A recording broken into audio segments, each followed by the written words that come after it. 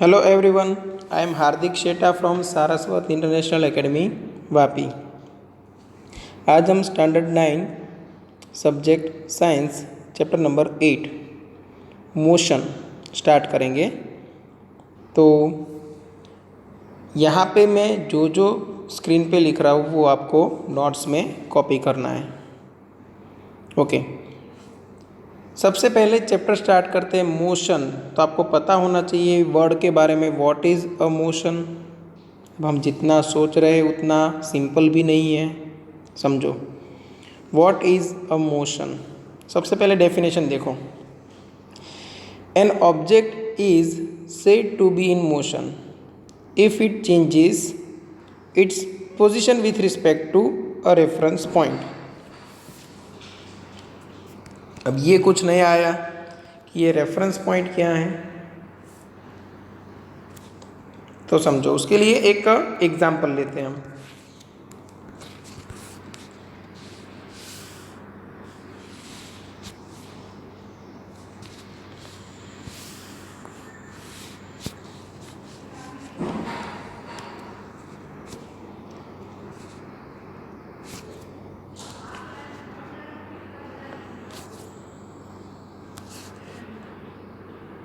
एक यहाँ पे समझो व्हीकल है, मान लेते हैं कि बस है। चलो,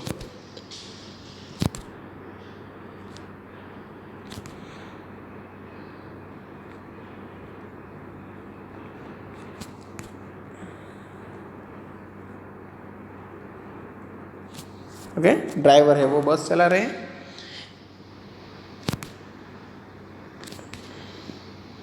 यहाँ पे एक इंसान बैठा हुआ है। ओके, यहाँ पे एक पाइप है और पाइप के साथ एक बैग लटक रहा है ऐसे।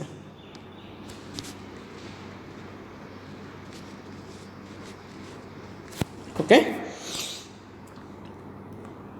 चलो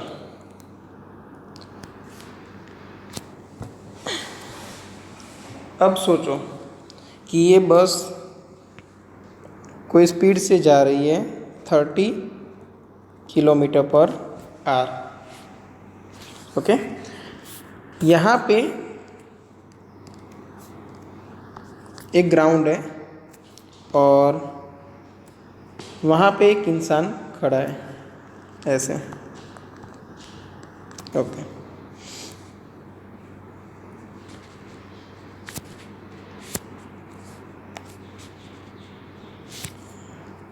अच्छे से बिठाते हैं ना ये इंसान को, आराम से।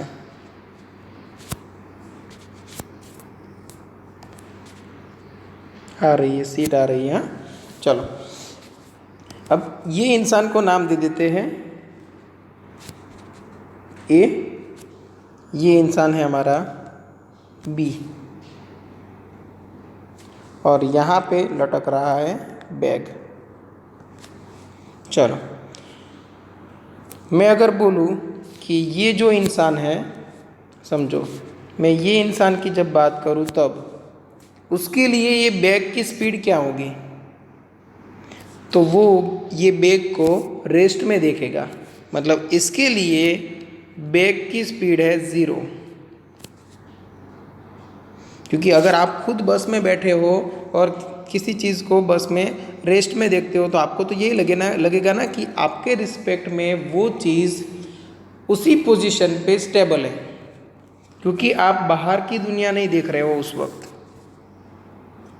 बट जब मैं ये भाई साहब को पूछूं कि भाई साहब यहाँ पे आप बताइए कि ये बैग की स्पीड क्या है, तो वो बोल देगा कि ये बैग मूविंग है और उसकी speed approx 30 kilometre per hour है, अगर मेज़र कर सकता है तो। वरना बोल तो सकता है कि ये मोशन में है। मतलब ये ए वाला है, वो बोल रहा है कि ये ए वाला है, वो बोल रहा है कि ये मोशन में नहीं है। ये बी है, वो बोल रहा है कि वही बैग मोशन में है। तो इसका मतलब क्या हुआ कि ये बैग को ऑब्जर्व करने वाला जो है उसकी पोजीशन से पता चलेगा कि बैग मोशन में है या नहीं है। तो वो पोजीशन को हम बोलते हैं रेफरेंस पॉइंट। कि आप किसी मूविंग ऑब्जेक्ट को कौन सी पोजीशन में कहाँ से देख रहे हो, कहाँ से ऑब्जर्व कर रहे हो, वहाँ से पता चलेगा आपको कि वो ऑब्जेक्ट मूविंग है या नहीं। अगर मूविंग भी है तो स्पीड कितनी है। सपोज दूसरा एग्जांपल लेते हैं कि एक ट्रेन है और साइड में ही दूसरी भी ट्रेन है, ठीक है। अब आप बैठे हो यहाँ पे, लकीली आपको विंडो सीट मिल गई। चलो ये विंडो सीट है और खिड़की में से आप बाहर देख रहे हो, ठीक है।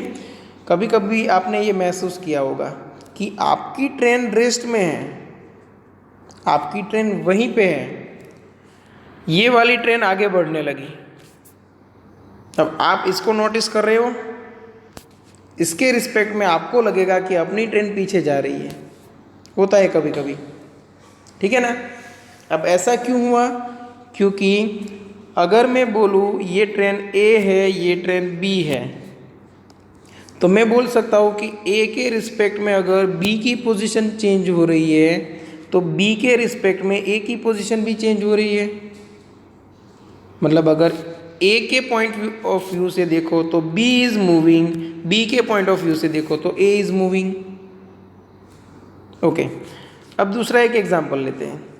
चलो दोनों ट्रेन स्पीड से जा रही है, फटाफट जा रही है, ये ट्रेन भी आगे बढ़ रही है, ये ट्रेन भी आगे बढ़ रही है। आपकी ट्रेन की स्पीड है 30 किलोमीटर पर आवर। मान लो कि आप लोकल ट्रेन में बैठे हो, साइड में से निकल रही है सुपर फास्ट ट्रेन और उसकी स्पीड है 90 किलोमीटर पर आवर। तो आपको, यहाँ पे आप बैठे हो, आपको ये ट्रेन की स्पीड क्या नज़र आएगी? ऑब्वियसली आप ऑलरेडी 30 से जा रहे हो, तो आपको ये ट्रेन की स्पीड नज़र आएगी ओनली 60 किलोमीटर पर आवर। क्योंकि 90 थी बट आपकी भी स्पीड है 30, तो 30 जितना तो आप साथ साथ चलते हो। मतलब समझो 1 आवर में आप देखोगे, 1 आवर टाइम फिक्स कर दो तो आपकी ट्रेन आगे बढ़ेगी 30 किलोमीटर तक और वो ट्रेन आगे बढ़ेगी 90 किलोमीटर तक। इसीलिए तो हम बोलते हैं किलोमीटर पर आवर, 1 आवर में इतना डिस्टेंस। तो आपके पोजीशन के हिसाब से ये ट्रेन कितना आगे बढ़ी 1 आवर में? 60। तो आपको लगेगी speed 60 kilometre per hour. Clear? ये आपके लिए है।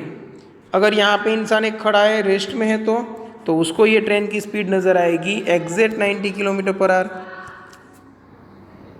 इसका मतलब क्या हुआ कि ये ट्रेन को जहाँ से ऑब्जर्व किया जा रहा है उस हिसाब से आपको स्पीड अलग अलग मिल सकती है। और जहाँ से हम मेज़र करते हैं, जहाँ से हम ऑब्जर्व करते हैं, जहाँ से हम फील करते हैं, वो पॉइंट को हम बोलते हैं reference point. Clear?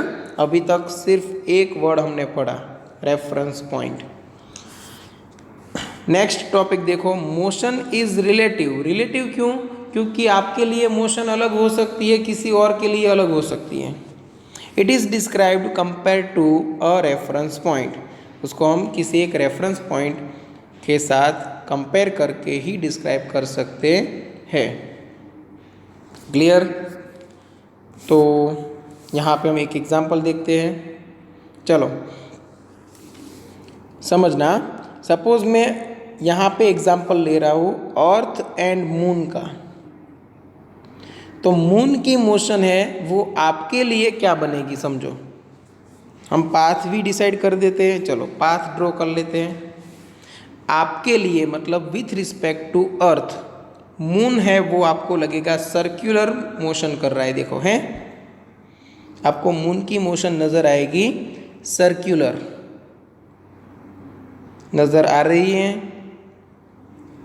Okay, fast forward करते, फटाफट घुमाते। चलो ये मून आपको सर्कुलर मोशन करते हुए नज़र आ रहा है। ये हुआ विथ रिस्पेक्ट टू अर्थ। अब बात करते हैं विथ रिस्पेक्ट टू सन। अब देखो सन के लिए मून की मोशन क्या है? सन के लिए मून की मोशन क्या है? देखो ऐसा शेप बन रहा है, तो सन के लिए तो मून का पाथ ऐसा हो गया। ये तो बिल्कुल सर्कुलर नहीं है। समझ में आया? इसीलिए हम बोलते हैं motion is a relative thing. आप अर्थ से ऑब्जर्व कर रहे हो तो आपको सर्कुलर नज़र आ रही है, अगर आप मून से ऑब्जर्व कर रहे हो तो फिर आपको सन से ऑब्जर्व कर रहे हो तो आपको अलग नज़र आ रही है। चलो मून के ऊपर जाके ऑब्जर्व करो तो मून आपको खुद रेस्ट में लगेगा, जैसे हमें अभी अर्थ रेस्ट में लग रही है, but actually earth is moving. ये सैटेलाइट की मोशन है जो हमने मेन मेड सैटेलाइट्स ऑर्बिट में रखे हैं उसकी। चलो ये क्लियर है। इसलिए हम बोलते हैं कि मोशन है वो रिलेटिव है। अब मोशन कैसी कैसी हो सकती है, देखो मोशन के टाइप्स देखो। एक होती है लीनियर मोशन, मतलब एक ही लाइन में मोशन हो रही है। सपोज मैं यहाँ पे ये ऊपर रख के फायर करूँ तो अंदर जो बॉल है उसकी उसकी मोशन आपको स्ट्रेट लाइन में नज़र आएगी। देखो ये गया ऊपर, उसी लाइन में वापस आया। स्पीड बढ़ा देते हैं, बहुत ज़्यादा ऊपर गया, वापस आएगा, आया। ओके, तो ये हो गई लीनियर मोशन। अगर मैं ऐसे करूँ तो आप कहीं दूर पत्थर फेंकते हो ना, तब ऐसे पाथ में जाता है ये। तो ये हो गई प्रोजेक्टाइल मोशन, या फिर बोल सकते हो कर्व्ड मोशन। ओके, ये हो जाएगी रैंडम मोशन। देखो यहाँ पे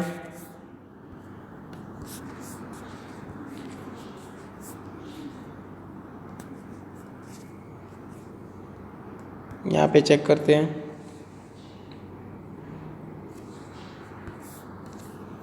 यहाँ पे पंप से मैं अंदर गैस डाल रहा हूँ। देखो ये गैस के जो मॉलिक्यूल्स हैं उसकी मोशन रैंडम है, आप पाथ डिसाइड नहीं कर पाओगे।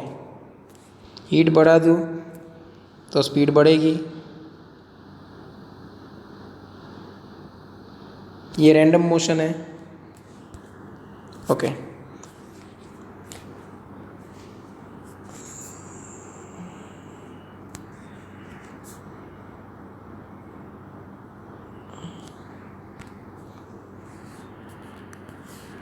ये मोशन है वो ऑसिलेटरी मोशन है।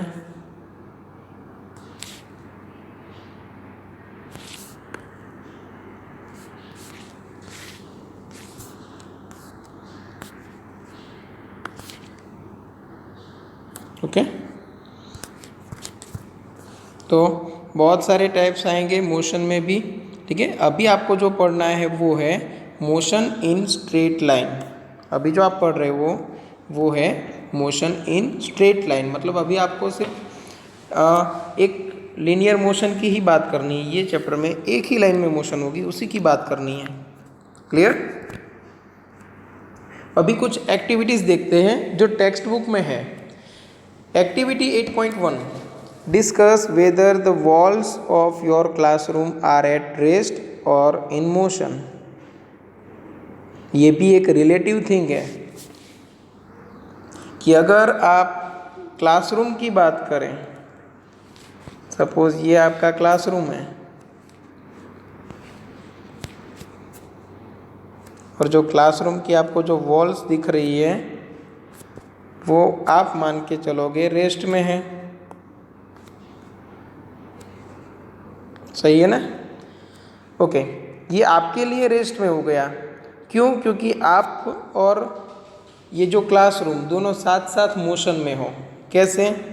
तो आप जहाँ पे बैठे वो अर्थ एक सन है उसके अराउंड मोशन कर रही है।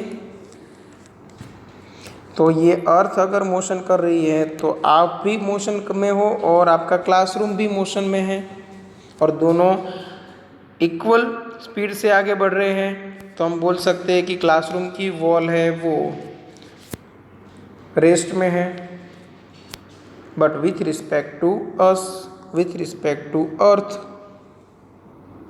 ओके, तो आप खुद डिस्कस कर सकते हो कि whether the walls of your classroom are at rest और in motion.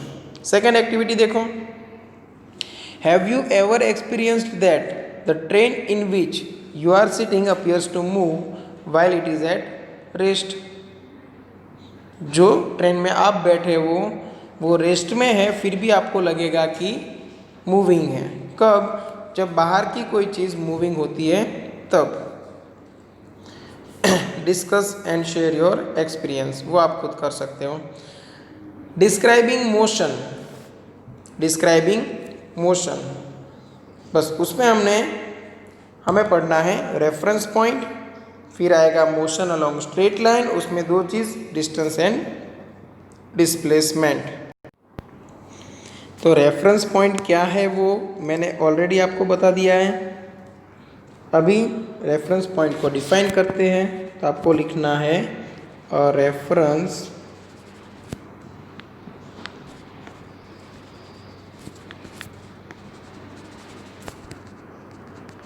point is a fixed point used to determine motion।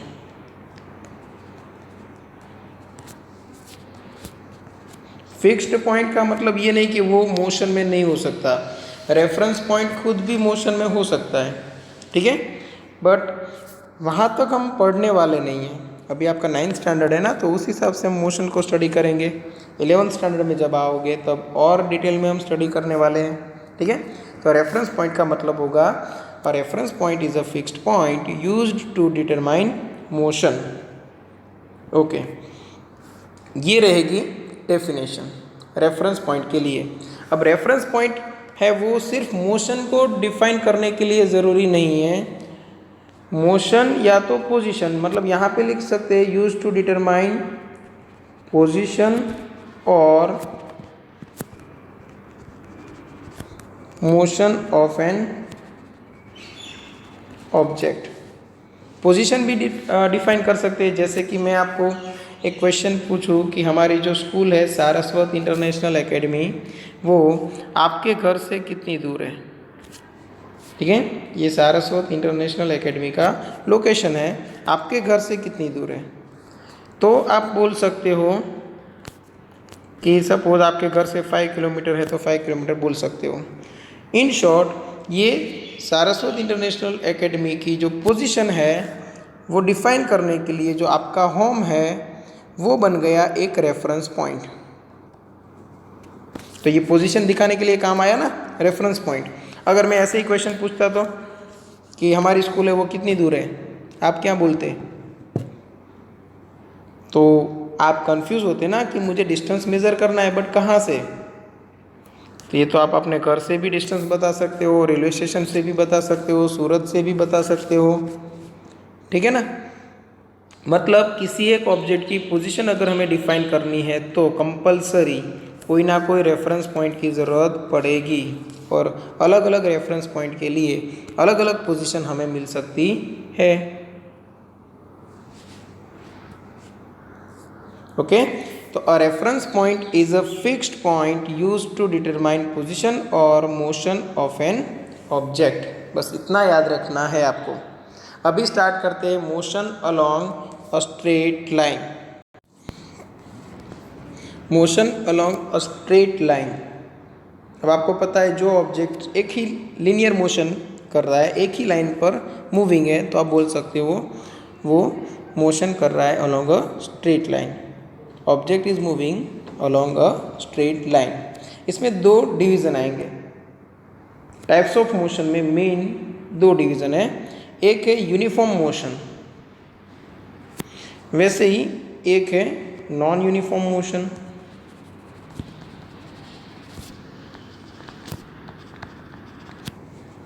Okay, uniform motion की डेफिनेशन क्या बनेगी समझो। If an object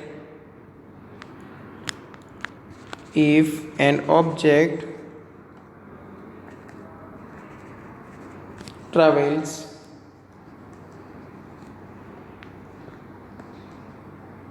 equal distances in equal time.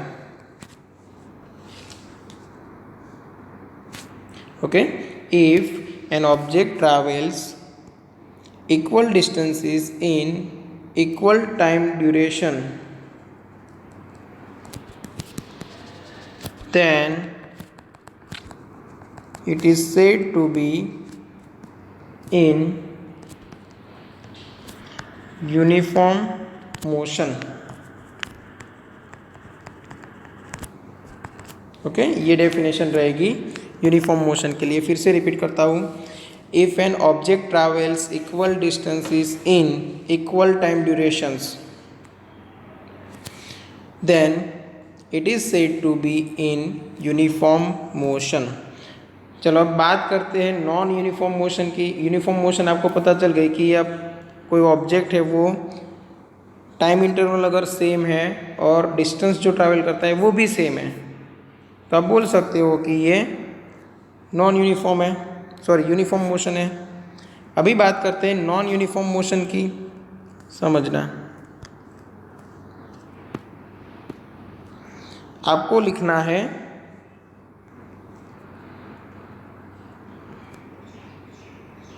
If an object travels unequal distances, यहाँ पे सिर्फ क्या आएगा, unequal distances in equal time durations.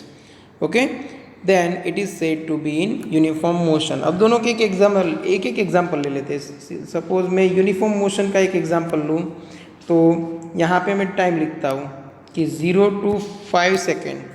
उसने डिस्टेंस ट्रैवल किया 10 मीटर. मैंने 5 to 10 सेकेंड देखा, तब भी 10 मीटर डिस्टेंस ट्रैवल किया. 10 to 15 मीटर देखा, तब भी 10 मीटर डिस्टेंस ट्रैवल किया. 15 to 20 सेकेंड पे देखा, तब भी 10 मीटर डिस्टेंस ट्रैवल किया.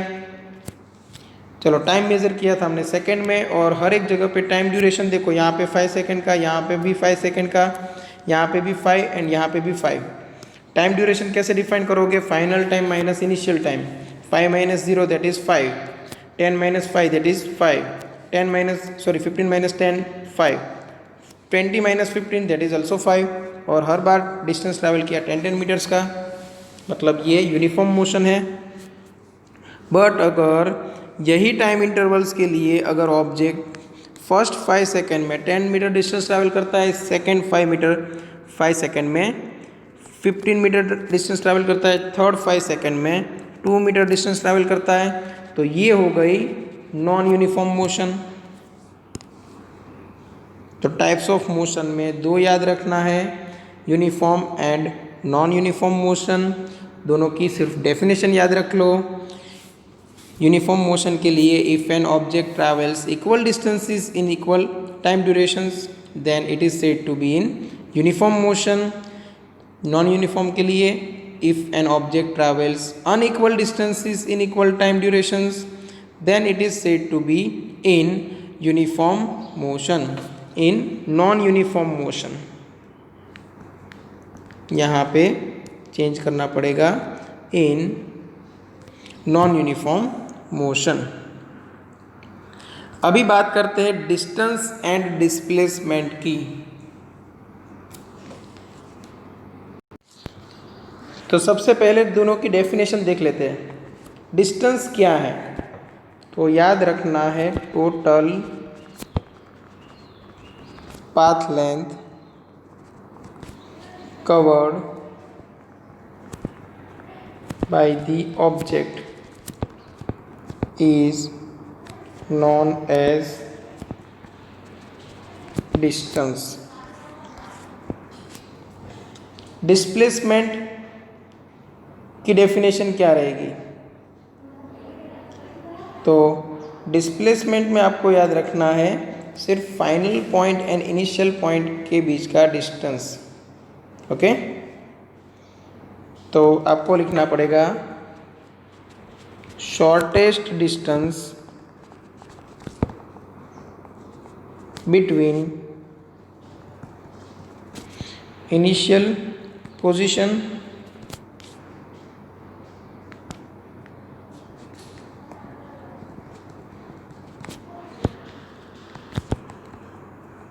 and final position is known as displacement. Okay, shortest distance between initial position and final position is known as displacement. Okay, ये दो क्वांटिटी है जो मोशन को डिस्क्राइब करने में हेल्प करेगी. ओके, एक और चीज़ डिस्टेंस है, उसके लिए it does not required direction. It does not require direction. Hence, it is a scalar quantity जिसको direction की ज़रूरत नहीं है. Okay?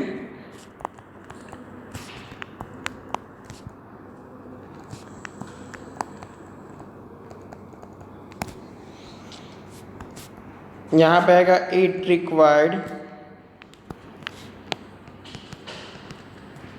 रिक्वायर्स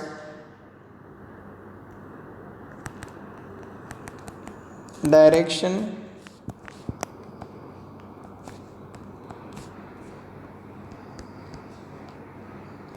या फिर ऐसे लिख दो,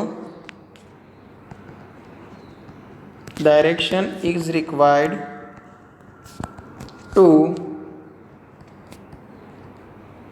represent displacement. Hence, it is vector quantity. ठीक है ना? तो डिस्टेंस है उसको सिर्फ मैग्नीट्यूड की ज़रूरत है कि चलो 15 मीटर तो 15 मीटर. यहाँ पे 15 मीटर इन नॉर्थ डायरेक्शन अगर आपने डायरेक्शन दिखा दी तो ये डिस्प्लेसमेंट है. डिस्प्लेसमेंट को मैग्नीट्यूड प्लस डायरेक्शन दोनों की ज़रूरत पड़ेगी. ओके, और डिस्टेंस को सिर्फ मैग्नीट्यूड की ज़रूरत है, डायरेक्शन की ज़रूरत नहीं है. अब समझो दोनों का मेन डिफरेंस क्या है ये समझते हैं. कि हम एक एग्जांपल लेते हैं तो आपको डिस्टेंस एंड डिस्प्लेसमेंट के बारे में पता चलेगा. कोई एक ऑब्जेक्ट है, उसने अपनी मेन पोजीशन से स्टार्ट किया. समझना, डिस्प्लेसमेंट का फॉर्मूला भी है. मैं लिख सकता हूँ डिस्प्लेसमेंट, उसके दो फॉर्मूला है. एक आएगा फाइनल पॉइंट मतलब final position minus initial position.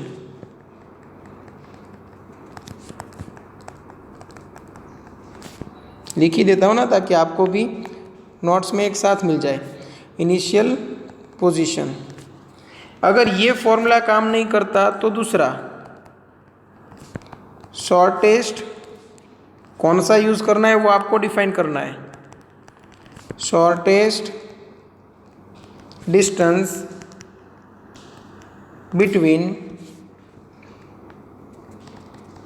Initial and final positions. अगर आपको पोजीशन दी हुई है, पोजीशन दी हुई है तो आप लिखो final position minus initial position. अगर पोजीशन नहीं दी है तो शॉर्टेस्ट डिस्टेंस ले लो between initial and final positions. Okay, ये दो फॉर्मूला है डिस्प्लेसमेंट के लिए. और डिस्टेंस के लिए ज़रूरत ही नहीं है, टोटल पाथ लेंथ ले लो, जितना ट्रैवल किया है वो सब काउंट कर लो.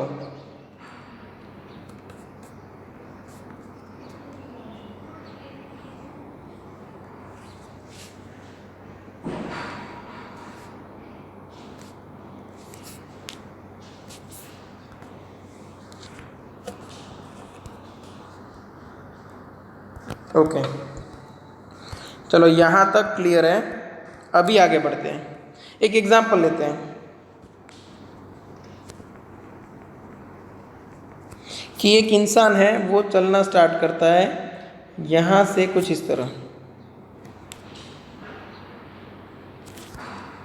ओके, फिर इस तरफ गया,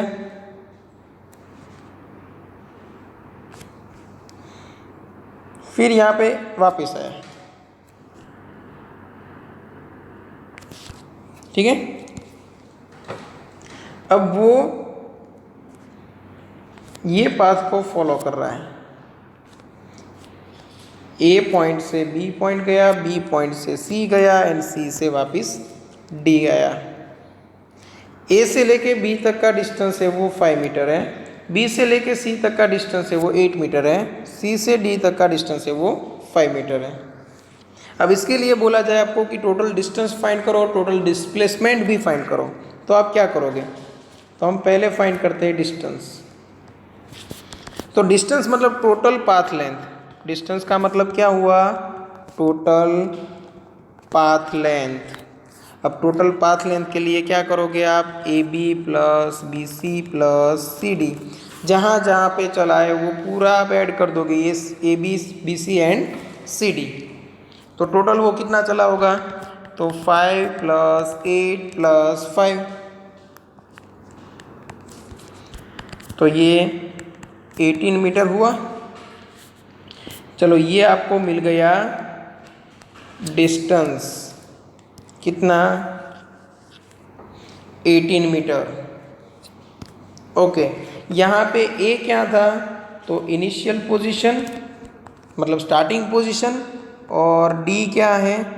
फाइनल पोजीशन। चलो डिस्प्लेसमेंट फाइंड करते हैं।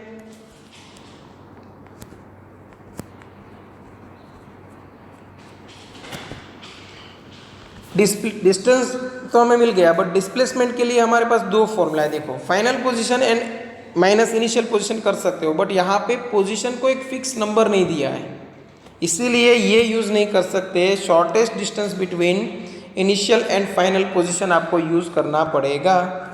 तो shortest distance between A to D, चलो ए से लेके डी तक जाना है, तो मैं सपोज 3 रास्ते सिलेक्ट करूँ। पहले ए से बी, बी से सी एंड सी से डी जाओ। दूसरा रास्ता मैं पसंद करूँ, ए से ऐसे घूम फिर के डी तक आओ, देखो थोड़ा शॉर्ट हो गया। तीसरा रास्ता है कि ए से मैं सीधा डी चला जाऊँ, सबसे शॉर्टेस्ट ये मिलेगा। सीधा आप स्ट्रेट लाइन में ही डी के पास चले जाओ, ये शॉर्टेस्ट हो गया। तो मतलब यहाँ से यहाँ तक जो आप डिस्टेंस लेने वाले हो सीधा ए से लेके डी तक, वो क्या बन जाएगा? डिस्प्लेसमेंट। समझ में आया? तो डिस्प्लेसमेंट का मैं फॉर्मूला लिखूँ, shortest distance between initial and final. Initial था ए एंड फाइनल था डी, मतलब ए से लेके डी तक सीधा। अब ए से लेके डी तक डिस्टेंस कितना होगा? तो देखो यहाँ पे बी सी ऊपर का जो डिस्टेंस है वो 8 है, तो नीचे भी सेम डिस्टेंस ही होना चाहिए क्योंकि ऑपोजिट साइड से, तो वो होगा 8 मीटर। ये आपको क्या मिला? डिस्प्लेसमेंट। समझ में आया होगा अभी आपको कुछ कुछ, डिस्टेंस क्या है, डिस्प्लेसमेंट क्या है। क्लियर है? ओके, ये एग्जाम्पल 1 हो गया। इसमें हमें क्या करना था? फाइंड डिस्टेंस एंड डिस्प्लेसमेंट, ये क्वेश्चन था। ओके, अब सपोज मैं अगर दूसरा एग्जाम्पल लूँ, फटाफट कर लेते हैं ये, कि वो ऑब्जेक्ट ऐसे गोल गोल घूम रहा है, तो मतलब ए से स्टार्ट किया, ए से गया ये डायरेक्शन में बी, फिर सी, फिर डी एंड बैक टू ए। मतलब ए से वो बी पे गया, बी से सी पे, सी से डी पे, और डी से वापस उसी पोजीशन पे आ गया। मतलब यही पोजीशन है वो इनिशियल भी है और फाइनल भी है। इनिशियल भी वही और फाइनल भी वही। तो अभी डिस्टेंस की बात करेंगे, समझना। अगर यहाँ पे डिस्टेंस की बात करेंगे तो ये 5 8 5 8, तो 5 + 8 + 5 + 8 कितना होगा 26। तो ये हो गया 26 मीटर। बट अगर बात करें डिस्प्लेसमेंट, चलो डिस्प्लेसमेंट कितना होगा, तो इनिशियल पॉइंट भी वही है, फाइनल पॉइंट भी वही है, तो shortest distance between initial and final point अब वहीं पे है, तो फिर ज़ीरो होगा, कहीं जाने की ज़रूरत ही नहीं है। इनिशियल पॉइंट भी वहीं पे और फाइनल पॉइंट भी वहीं पे। मैं अगर बोलूँ आपका आपसे डिस्टेंस कितना है, तो आप वहीं पे हो ना, तो मतलब दो ऑब्जेक्ट आप अलग अलग बोल रहे हो बट वो है सेम पोजीशन पे, तो डिस्प्लेसमेंट रहेगा ज़ीरो। क्लियर। वैसे ही यहाँ पे जो अर्थ रोटेट कर रही थी,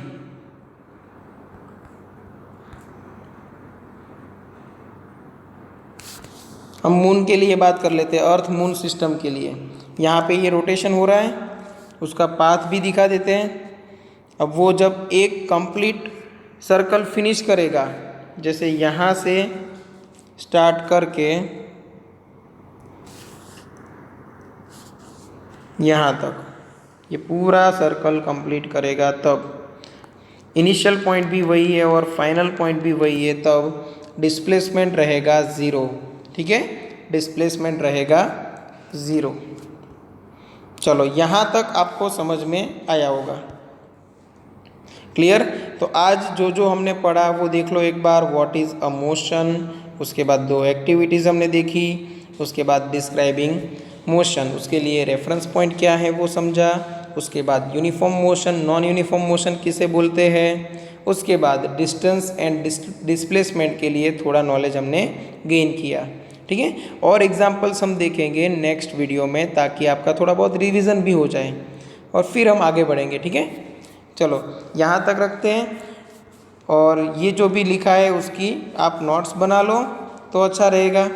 ओके, थैंक यू।